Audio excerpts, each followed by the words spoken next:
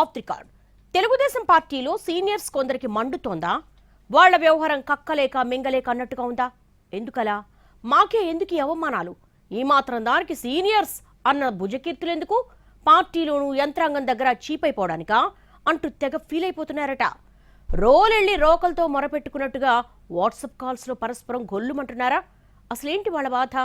సింహాద్రి అప్పన్న సాక్షిగా ఓ నేత చెప్పకనే చెప్పారన్నది నిజమేనా? తెలుగుదేశం పార్టీలో తరం మారుతోంది. అందుకు తగ్గట్టే ట్రెండ్ కూడా చేంజ్ అవుతోంది. అయితే ఈ వ్యవహారాలు చాలా మంది సీనియర్స్ కు మింగుడు పడ్డం లేదట. మరీ ముఖ్యంగా ఉమ్మడి విశాఖ జిల్లాలో వ్యవహారం కాస్త సీరియస్ గానే ఉన్నట్లు తెలుస్తోంది. ఇక్కడ ఇప్పటి వరకు ఓటమి ఎరుగని నేతలు సైతం మాకు పార్టీలో ప్రభుత్వంలో కనీస విలువ లేదంటూ అసహనంగా ఉన్నట్లు తెలుస్తోంది. 40 ఏళ్ల పాటు జెండా మోసిన నేతలకు సైతం ఇక అవకాశాలు మూసుకుపోయినట్టేనని మాట్లాడుకుంటున్నారు. ఇటీవల ప్రకటించిన పార్టీ కేంద్ర రాష్ట్ర కమిటీల కూర్పును చూస్తేనే ఈ విషయం అర్థమవుతోంది అన్నది వాళ్ల మాట. ఆ కమిటీల నియామకం విషయంలో విశాఖ సీనియర్స్ తీవ్ర మనస్తాపంతో ఉన్నట్లు పార్టీ వర్గాలు మాట్లాడుకుంటున్నాయి. పరిస్థితులకు అనుగుణంగా మార్పులు చేసుకోవడం, వివిధ వర్గాల బ్యాలెన్సింగ్ అధిష్టానమిష్టమే అయినా ఆ బ్యాలెన్సింగ్ లో మేం లేకపోతే ఇన్నేళ్ల లాయల్టీకి అర్థమేముంది అన్నది కొందరి క్వశ్చన్.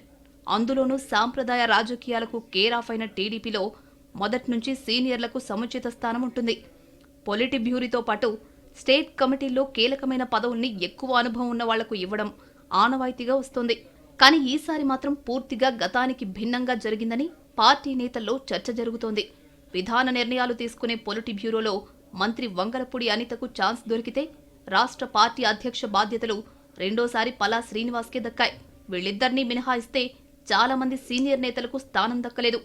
పార్టీ కమిటీల కూర్పులో ఉమ్మడి విశాఖ జిల్లా నుంచి మాజీ మంత్రులు గంటా శ్రీనివాసరావు, బండారు సత్యనారాయణమూర్తి, దాడి వీరభద్రరావు లాంటి వాళ్ల పేర్లను హైకమాండ్ కనీసం పరిగణలోకి తీసుకున్నట్టు కూడా కనిపించలేదంటున్నారు.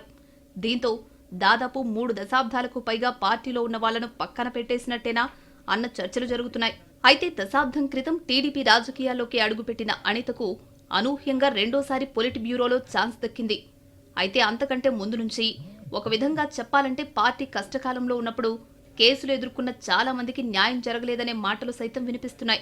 వరుసగా 4 సార్లు గెలిచిన ఎమ్మెల్యే వెలగపూడి రామకృష్ణబాబు, సీనియర్ శాసనసభ్యుడు గణబాబుకు కూడా అవకాశం లేకుండా పోయింది. ఇక పప్పల చలపతిరావు, గవిరెడ్డి రామానాయుడు, పీలా గోవింద సత్యనారాయణ, గండి బాబ్జీ, గిడ్డి ఈశ్వరి, మణికుమారి వంటి వాళ్లను అధినాయకత్వం పూర్తిగా పక్కన పెట్టేసినట్టే కనిపిస్తోందని అంటున్నారు. అటు అధికారికంగా ఇటు పార్టీ పరంగా జరుగుతున్న పరిణామాలు చూస్తుంటే దీన్ని అవమానంగానే భావిస్తున్నామని సన్నిహితుల దగ్గర అంటున్నారట సీనియర్లు. ఈ పరిస్థితుల్లో భారీ మెజారిటీతో గెలిచిన ఎమ్మెల్యేలకు సైతం ప్రభుత్వ యంత్రాంగం దగ్గర పరపతి లేకుండా పోతోందట. ఎమ్మెల్యే అంటే జస్ట్ ఎమ్మెల్యేనే, అంతకు మించి నథింగ్ అనేలా సీనియర్ ఆఫీసర్స్ వ్యవహరిస్తున్నట్లు చెప్పుకుంటున్నారు. ఇందుకు తాజాగా జరిగిన సింహాద్రి అప్పన్న చందనోత్సవాన్ని ఉదాహరణగా చెప్తున్నారు. ఈ ఉత్సవానికి ప్రోటోకాల్ ప్రకారం ఎమ్మెల్యేకు ఇవ్వాల్సిన టికెట్లకు భారీగా కోత పెట్టింది దేవాదాయ శాఖ.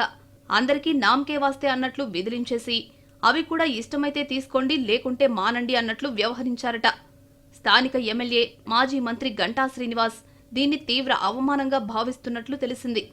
ఈ ఏడాది చందనోత్సవానికి ఆయన డుమ్మా కొట్టడం వెనుక ఇదే రీజన్ ఉందన్న అనుమానాలు వ్యక్తమవుతున్నాయి. ఏటా ప్రభుత్వం తరపున స్వామివారికి పట్టు వస్త్రాలు సమర్పించాక క్రమం తప్పకుండా కుటుంబంతో సహా దర్శనానికి వెళతారు గంటా. కానీ ఈసారి మాత్రం సరిగ్గా అదే రోజున తనకు వ్యక్తిగత పని ఉంది అంటూ హైదరాబాద్ వెళ్లిపోవడాన్ని బట్టి చూస్తుంటే మాజీ మంత్రి తన అసంతృప్తిని చెప్పకనే చెప్పేశారు అన్న చర్చ జరుగుతోంది. అటు మాడుగుల నియోజకవర్గంలో రెవెన్యూ అధికారుల తీరుపై ఎమ్మెల్యే బండారు ఆగ్రహం వ్యక్తం చేశారు. జిల్లా స్థాయి అధికారులు పట్టించుకోరు, మీరు పనిచేయరు, ఇదే పద్ధతి కొనసాగితే సీఎంకు కంప్లైంట్ చేస్తానంటూ హెచ్చరించే వరకు వెళ్లారాయన. ఈ పరిస్థితుల వెనుక అసలు కారణం గుడ్ లుక్స్ అన్నది పొలిటికల్ టాక్. అధినాయకత్వం ఎప్పటికప్పుడు క్షేత్రస్థాయి పరిస్థితులను, పరిణామాలను అసెస్ చేసుకుంటోంది. ఆ క్రమంలోనే వివిధ కారణాలతో సీనియర్లను పక్కన పెట్టడం ఇప్పటికే మొదలైపోగా దీన్ని తీవ్ర అవమానకరంగా భావిస్తున్నారట వాళ్లు. అలాగని గొంతెత్తి మాట్లాడే పరిస్థితిలో ఎవ్వరూ లేరు. అందుకే చేసేదేం లేక వాట్సాప్ కాల్స్లో పరస్పరం గోడు వెళ్లబోసుకుంటున్నారట.